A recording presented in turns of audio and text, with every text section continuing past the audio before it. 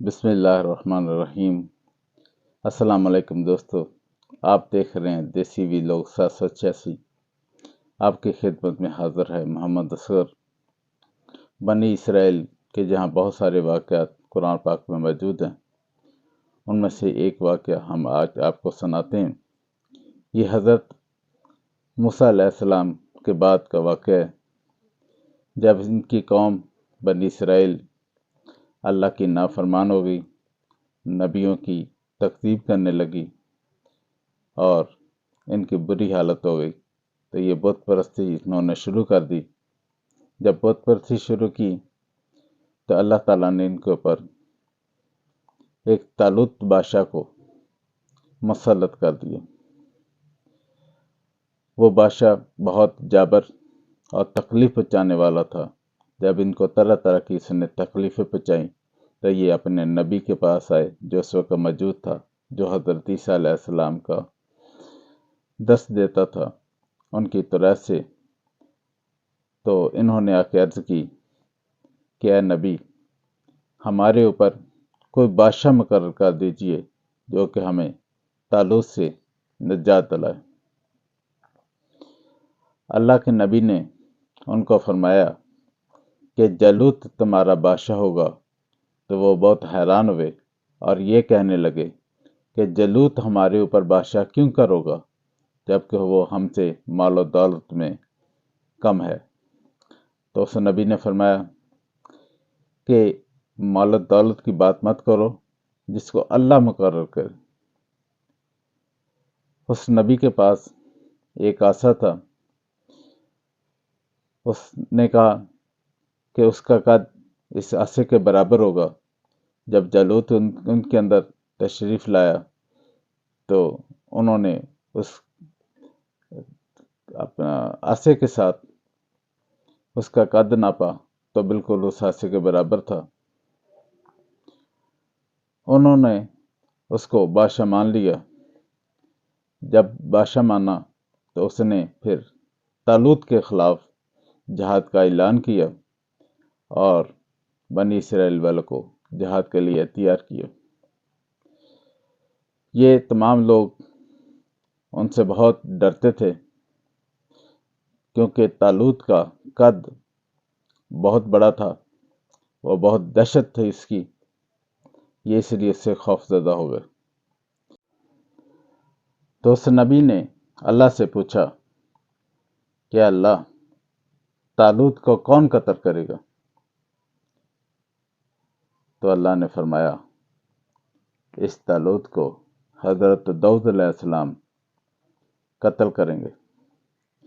اس وقت جالوت کی فوج کے اندر حضرت داؤد علیہ السلام کے والد عیسیٰ اور ان کے سارے بیٹے شامل تھے، اور حضرت داؤد علیہ السلام اس میں شامل نہیں تھے۔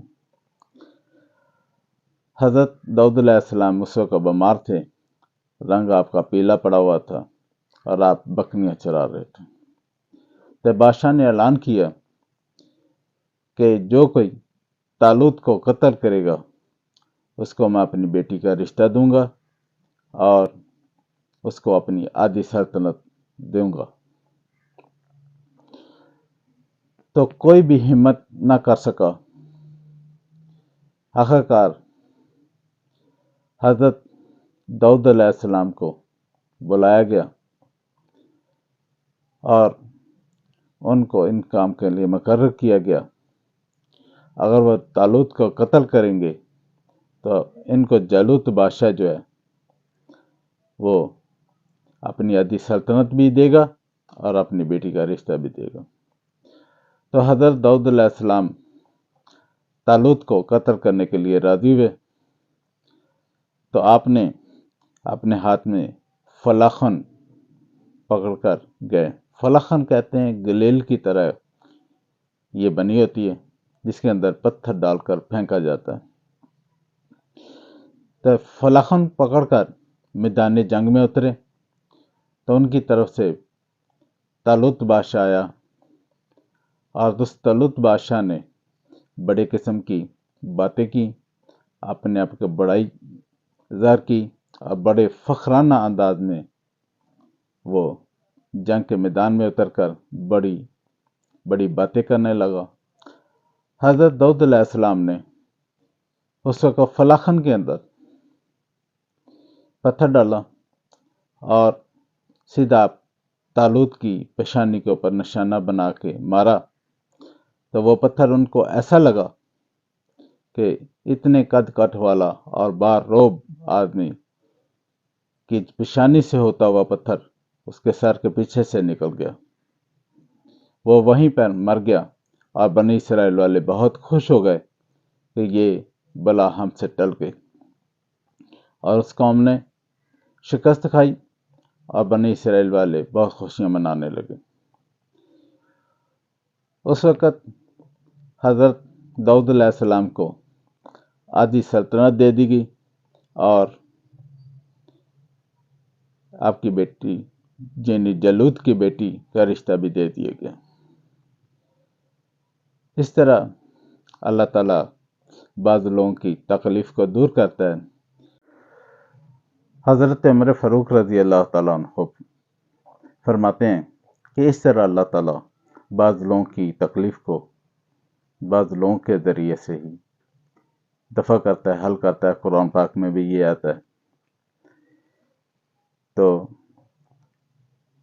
حضرت عمر فاروق رضی اللہ تعالیٰ فرماتے ہیں کہ جہاں پر ایک نیک آدمی رہتا ہے وہاں کے لوگ 40 گھر تک امن اور سکون پاتے ہیں، یعنی ان کی تکلیفیں اس نیک آدمی کی وجہ سے ٹل جاتی ہیں۔ جو مصیبتیں دکھ ان پر آنے ہوتے ہیں اس نیک آدمی کی وجہ سے نہیں آتے۔ اس طرح کا وہاں پہ معاملہ ہوتا ہے، لہذا ہمیں نیک لوگوں کے ساتھ رہنا چاہیے اور نیک لوگوں کی صحبت اختیار کرنی چاہیے۔ حضرت داؤد علیہ السلام جب اس واقعے سے گزر گئے تو ایک وقت گزرا ایسا، تھوڑے عرصہ ہوا، آپ کی شادی جالوت کی بیٹی سے کر دی گئی، تو جالوت پھر تھوڑی دیر زندہ رہا، اس کے بعد وفات پہ آ گیا، تو تمام جائیداد، ان کی تمام سلطنت آپ کو دے دی گئی۔ آپ کا اس طرح پورے علاقے پر حکومت قائم ہوگی۔ اللہ تعالیٰ نے پھر آپ کو طرح طرح کی نعمتوں سے نوازا۔ اللہ تعالیٰ فرماتا ہے کہ میں نے داؤد کو حکمت بھی عطا کی، کتاب بھی دی، یعنی علم دیا۔ اس طرح حضرت داؤد علیہ السلام نے حکومت کرنی شروع کر دی۔ اللہ تعالیٰ نے ایک جگہ یہ موقع پہ قرآن پاک میں فرمایا کہ حضرت داؤد علیہ السلام کے ساتھ پہاڑ بھی اللہ کی تسبیح کرتے ہیں اور پرندے بھی اللہ کی تسبیح کرتے ہیں، یعنی جب حضرت داؤد علیہ السلام اللہ کی تسبیح شروع کرتے ہیں تو ان کے ساتھ ہی پہاڑ بھی تسبیح شروع کر دیتے ہیں، یعنی ان کی آوازیں آنا شروع ہو جاتی ہے، یعنی بے جان پتھر ہے یہ جاندار ہے، تو اللہ ان کو زبان عطا فرماتا ہے کہ وہ حضرت داؤد علیہ السلام کے ساتھ تسبیح کرنے لگتے ہیں، اور اسی طرح پرندے بھی آ کر تسبیح شروع کر دیتے ہیں۔ اللہ تعالیٰ نے ان کو ان کی بولیاں بھی سکھائیں اور اللہ تعالیٰ ان کو زبان بھی عطا کی اپنی تسبیح کے لیے۔ اس کے ساتھ ساتھ حضرت داؤد علیہ السلام کو اللہ تعالیٰ نے ایک اور ہنر دیا، وہ یہ تھا کہ حضرت داؤد علیہ السلام ایک زمانے کے اندر اپنی بادشاہی کے ساتھ اپنے گھر سے نکلتے تو اپنا حلیہ تبدیل کر کے نکلتے تاکہ پہچانے نہ جائیں کہ یہ حضرت داؤد علیہ السلام ہے۔ تو لوگوں سے جا کے باہر یہ سوال کرتے کہ بتاؤ کہ داؤد کیسی حکومت کر رہا ہے۔ لوگ ان کی تعریف کرتے اور کہتے کہ حضرت داؤد علیہ السلام بہت اچھی طرح سے حکومت کر رہے ہیں، ہم سب خوش ہیں۔ اسی طرح روزانہ آپ کا معمول بن گیا۔ تو ایک دن فرشتے اللہ نے بھیج دیے، حضرت داؤد علیہ السلام سے ان سے پوچھ لیا کہ بتاؤ حضرت داؤد علیہ السلام کیسی حکومت کرتا ہے؟ ایک فرشتے نے جواب دیا جو کہ انسانی شکل میں موجود تھے، کہنے لگا کہ داؤد حکومت تو بہت اچھی کرتا ہے، لیکن اگر ان کے اندر ایک خصلت نہ ہو تو بہت ہی اچھا ہے۔ حضرت داؤد علیہ السلام نے اس کی بات کے اندر غور کیا۔ آپ نے اس شخص کو پوچھا کہ بتاؤ کہ وہ کون سی خصلت ہے، وہ کون سی عادت ہے؟ جب فرشتہ عرض کرنے لگا کہ اللہ کے نبی، اگر آپ بیت المال سے اپنے گھر کا خرچہ وغیرہ نہ کریں، اپنی کمائی سے کریں تو کیا ہی اچھی بات ہے۔ تو حضرت داؤد علیہ السلام نے اللہ سے دعا کی، یہ بات ان کے دل پر بیٹھ گئی اور اچھی لگی۔ اللہ سے دعا کرنے لگے کہ اللہ مجھے کو ہنر سکھا دے جس سے میرے گھر کے اخراجات پورے ہو سکیں۔ تو اللہ تعالیٰ نے فرمایا کہ داؤد لوہے کو پکڑ۔ جب لوہے کو پکڑا تو وہ موم کی طرح نرم ہو گیا، وہ جیسے ہو گیا جیسے گوندا ہوا آٹا پڑا ہوا ہے، اس کو جیسے ہاتھ لگاتے وہ نرم پڑ جاتا۔ تو اللہ تعالیٰ نے ان کو یہ معجزے سے نوازا اور حضرت داؤد علیہ السلام پھر اس سے لوہے سے زرہ بنانے لگے۔ زرہ کہتے ہیں جنگ کے اندر استعمال کیا جانے والا لباس۔ آپ نے کئی دفعہ دیکھا ہوگا قلعوں کے اندر کہ ایک جنگی لباس پڑا ہوتا ہے، جس کے اوپر تلوار وغیرہ لگ جائے تو اثر نہیں کرتی، اس کو زرہ کہتے ہیں۔ تو آپ اس زرہ کو بنانے لگے، روزانہ ایک زرہ بناتے، لوہے کو مروڑ کے اپنے ہاتھوں کے اندر سے کسی آگ کی ضرورت نہ ہوتی، کسی ہتھوڑے کی ضرورت نہ ہوتی، اور آپ اس کو بنانے لگے۔